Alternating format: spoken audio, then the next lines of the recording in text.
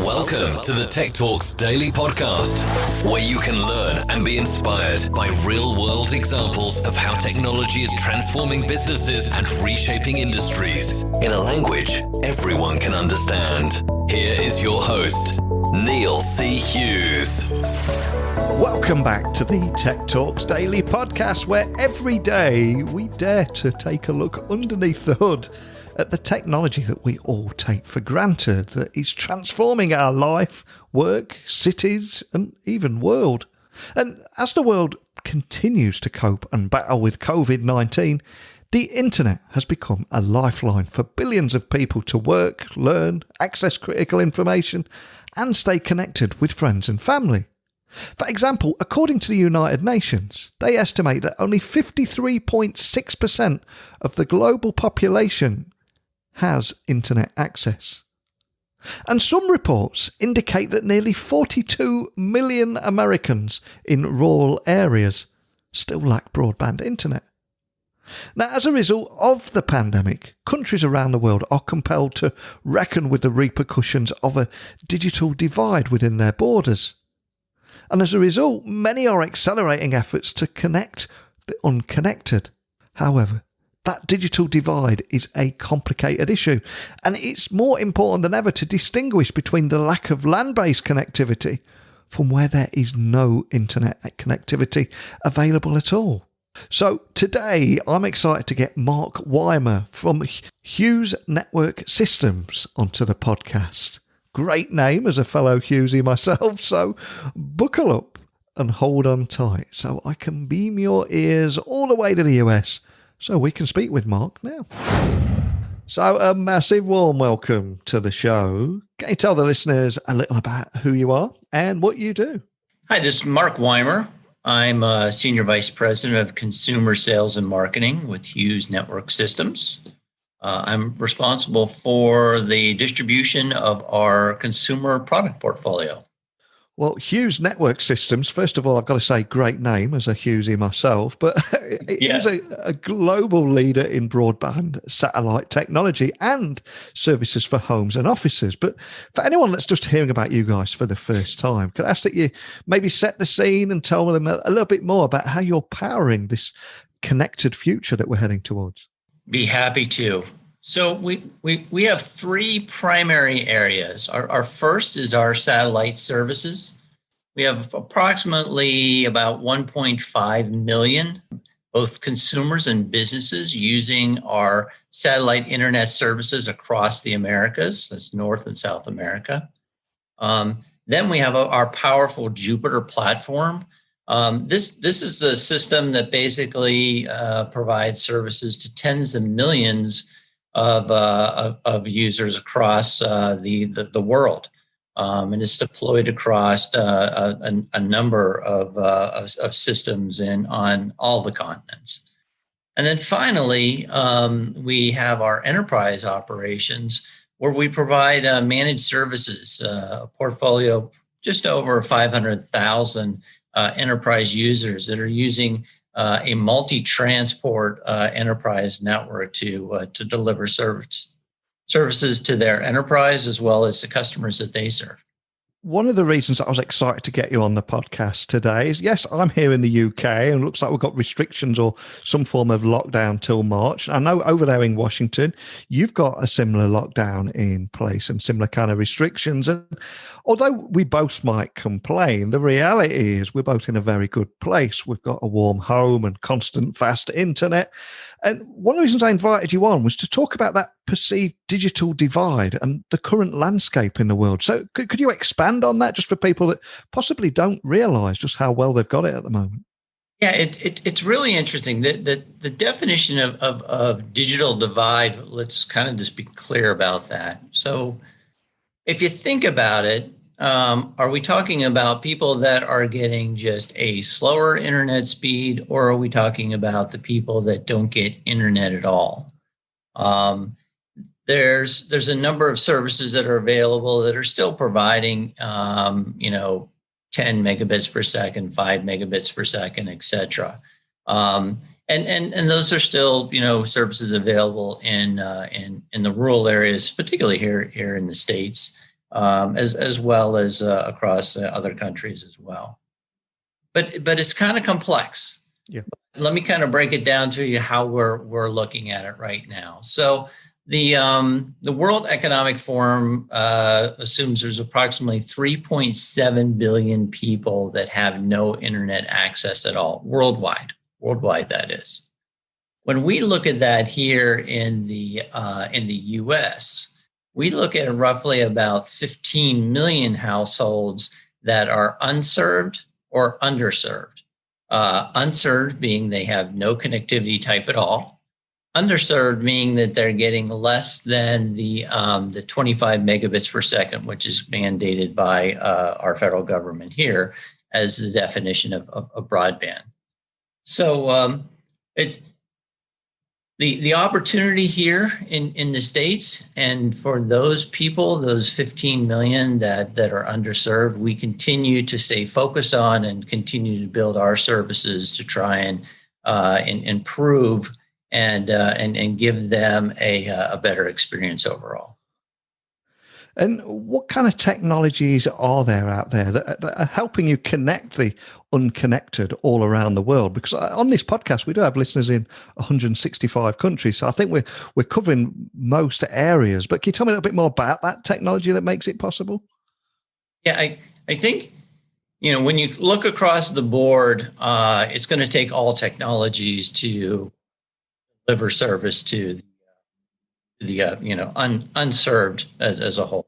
Yeah, your cable, your fiber, your satellite, we're there today, and we continue to make heavy investments to deliver better and stronger satellite services, and even wireless services are part of that montage or that mix of the services that all come together to deliver connectivity to that world audience of unserved. When you think about how we as a whole in the satellite industry play in that, our infrastructure is we put the satellite in space, and it gives us a broad coverage network. When you're thinking about more of the terrestrial services, they're a little bit more hampered because they really have to look at what the household density in the given areas are, because they're trying to get a return on the very costly investment. And if those are challenging terrains or the likes, it can drive that investment up. So we really feel that a combination of all the various technology types is how we'll deliver it. And it also comes down to looking at the populations that you're trying to serve to. In some cases, you won't find, a single connectivity type going to a given household. You might find things like community Wi-Fi as a more cost-effective way to provide services into these regions that are more challenged by socioeconomic issues. And if we look at your satellite technologies, can you expand on how they're actually helping to create this ubiquitous network that will work together to achieve this multi-transport connectivity that we're talking about? Yeah, happy to do so. In a multi-transport environment, you're leveraging the best of both worlds.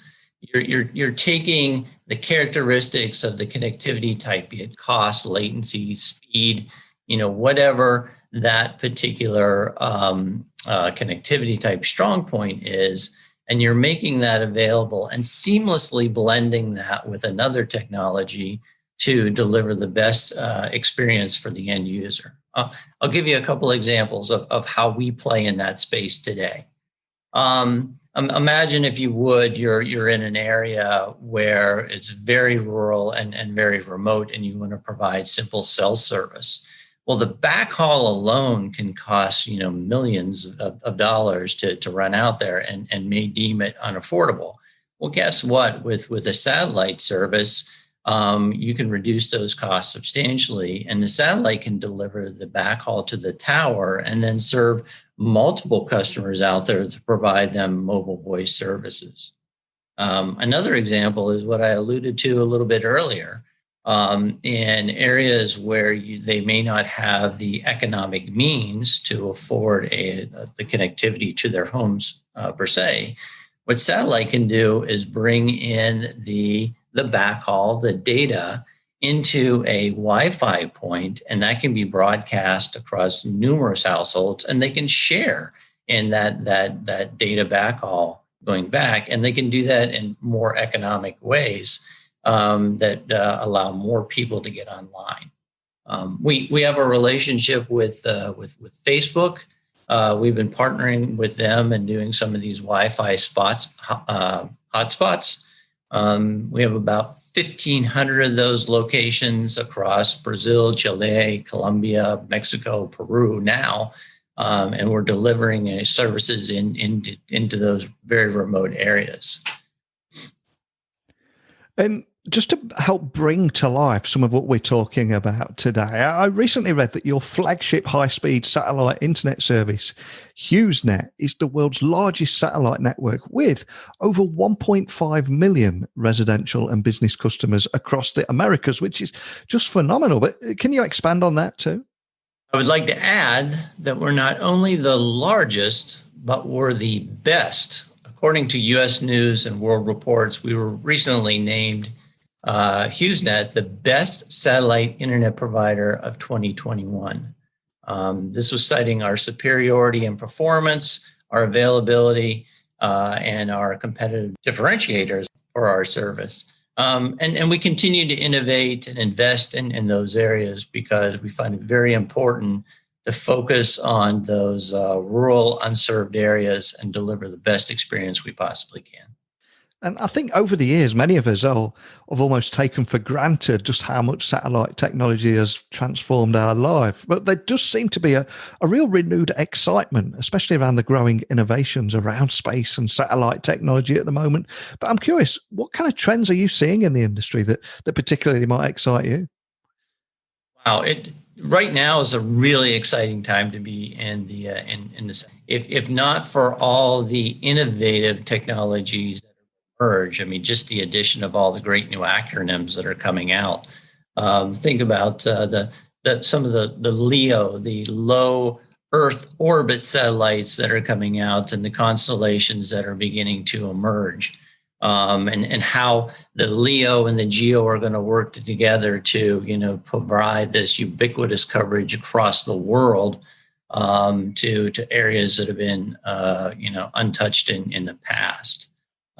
We're a key player. We've made investments in OneWeb systems in the LEO space. We are developing their ground network, their gateways, and the software that's going into the terminals.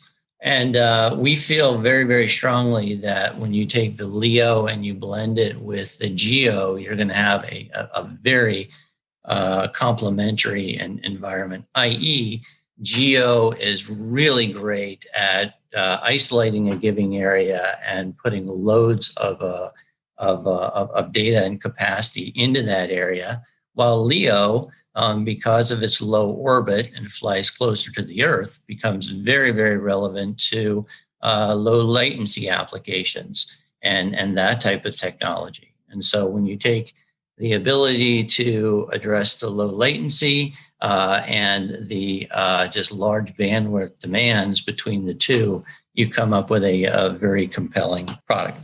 One of the things that really interests me, and I'm incredibly curious on where you stand on this, because as the world continues to cope and battle with COVID-19, do you think the internet is now a critical lifeline for billions of people to work, learn, access critical information, and stay connected with friends and family? And presumably you do agree with that, what is it that excites you about being a big part of that?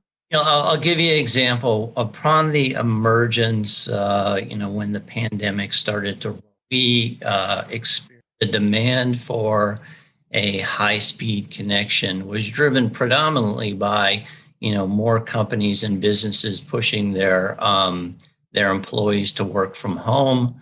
The school systems were shutting down and requiring students to educate from home. So even the families and households that hadn't adopted a high-speed service to their house up until that point, we're moving fast and forward to get online. Frankly, because it was essential to their household. It's how you earned your income. It's the way that you educated your children, etc. During that time, we, and I know all the other carriers as well, looked heavily at the traffic that we saw going across our networks. And we were adjusting and making sure that we're optimizing for these new types of applications to ensure that people could still earn their livelihood and their children could get the best possible education that they could at the time. And we will continue to invest in those areas as those type of trends continue to emerge and grow beyond. Our mission has always been that we look at the investments in teleworking, in the technologies, and we want to be able to provide the necessary connectivity into these areas because that only drives, stronger, economic growth for the communities that we're serving. I think it's also worth highlighting that Hughes has shipped more than 7 million terminals of all types to customers in over 100 countries, representing approximately, correct me if I'm wrong, but I believe it's 50% market share, and your technology is powering broadband services to aircraft all over the world. But I've got to ask, where do you go from here, and what's your big focus in 2021?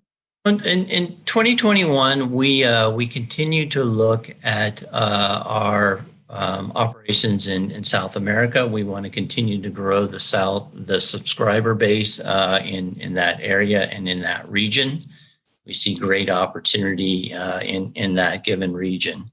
In addition to that, we'll continue to stay focused on the build out of our Jupiter 3 satellite, which is our mammoth satellite that has been in development. And we expect that somewhere to be in service in 2022. And then, we're looking at different applications and the application of AI and machine learning. So as the networks become more and more complex and traffics, you have to adjust traffic, et cetera. We're looking to these technologies to continue to guide us on how to optimize the available capacity, get the best throughputs, and ultimately provide the best experience for our end users. And finally, we have this little thing. It's going to be in 2021. It's our 50th anniversary. So we're going to be celebrating the fact that we've been a leader in this space for 50 years now. So that's exciting as well. It really is. That's a huge achievement. And for anyone listening that would like to find out more information, help you celebrate, or even contact a member of your team, what's the best way of finding you online? Yes, you can learn more about Hughes and Hughes Network Systems at www.hughesnet.com. Fantastic. Well, I love chatting with you today, especially with the growing innovations and a whole lot of buzz around space recently. Satellite technology prevails as the only fast, affordable and sustainable solution. It's incredibly exciting, and it's incredibly exciting what you're doing and what you're working towards. I'd love to stay in touch with you, maybe speak with you again later in the year, because this technology seems to be moving at breakneck speed at the moment, showing no sign of slowing down. But more than anything, just thank you for joining me. Neil, it's been a pleasure. Thank you. So a big thank you to Mark for coming on today and just discussing the perceived digital divide and current landscape in the world and the US, and in particular, the nuances within it. Because technologies that are helping to connect the unconnected worldwide, whether it be through cellular backhaul, community Wi-Fi. It's also great to hear about the evolving and emerging satellite technologies that are helping to create that ubiquitous network, including how 5G, LEO, MEO, and GEO satellites will all work together to achieve multipath connectivity. So a big thank you to Mark for coming on the podcast. For everyone listening, I do know we have listeners in 165 countries. Some of you are going to have great internet. Some of you will have poor. Some of you might have none at all.